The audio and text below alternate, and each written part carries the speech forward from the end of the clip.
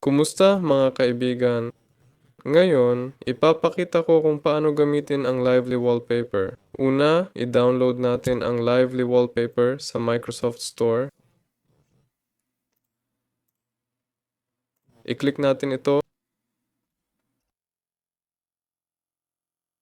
Buksan ang installer file. Nag-i-install na.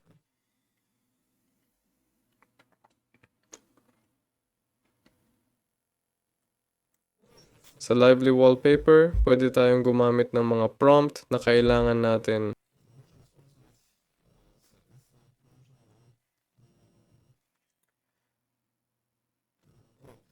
Halimbawa, gamitin natin to.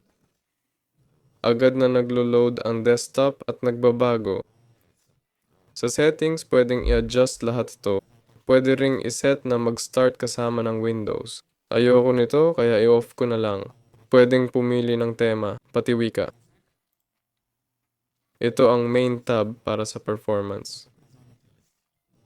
I-set dito na pag di ako sa desktop, di mag-play.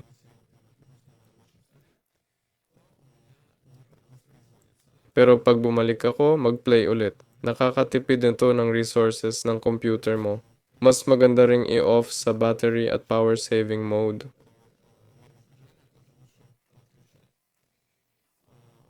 Ganito siya i-configure. Pwede ring i-adjust ang desktop at system settings dito. Pwede ring baguhin ang taskbar settings.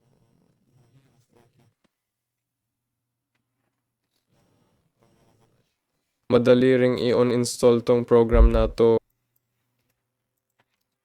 Lumabas, right-click, tapos pindutin ang quit.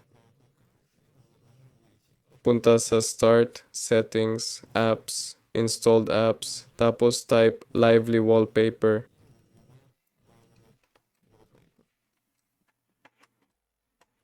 Pindutin ang tatlong tuldok tapos uninstall. Yun lang yun. Salamat sa inyo. Paalam sa lahat.